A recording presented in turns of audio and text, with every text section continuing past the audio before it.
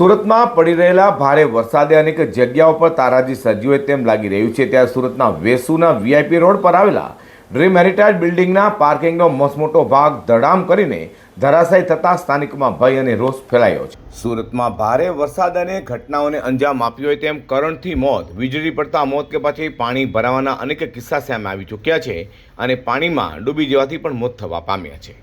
તો સુરતના Vesu VIP road વિસ્તારમાં ભારે વરસાદ વચ્ચે એક ગંભીર ઘટના સામે આવી છે। ડ્રીમ હેરિટેજ બિલ્ડિંગના પાર્કિંગનો એક મસમોટો ભાગ અચાનક ધરાશાયી થયો હતો। સ્થાનિકોએ આક્ષેપ કરતા જણાવ્યું હતું કે બિલ્ડિંગની બાજુમાં જ એક નવા પ્રોજેક્ટનું બાંધકામ ચાલી રહ્યું હતું। ભારે વરસાદ દરમિયાન પૂરતી સુરક્ષા વ્યવસ્થાની જરૂરી તકેદારી ન રાખવા દિવાલ અને પાર્કિંગનો ભાગ ધડામ કરીને તૂટી પડ્યો હતો। સદનસીબે આ ઘટનામાં કોઈ જાનહાની થઈ નથી, પરંતુ રહેવાસીઓમાં ભારે ભયનો માહોલ જોવા મળ્યો છે। ઘટનાને પગલે સ્થાનિક લોકોએ સુરત મહાનગરપાલિકાની કામગીરી સામે પણ ભારે આક્રોશ વ્યક્ત કર્યો હતો અને સ્થાનિકોએ કહ્યું હતું કે અગાઉ અલથાણ વિસ્તારમાં પણ આવી જ ઘટના બની હતી, છતાં આવી ઘટનાઓ અટકાવવા માટે અસરકારક પગલાં લેવાયા નથી। લોકોએ જવાબદાર સામે કડક કાર્યવાહી અને બાંધકામ સુરક્ષા વ્યવસ્થાની સઘન તપાસ કરવાની માંગ કરી રહ્યા છે।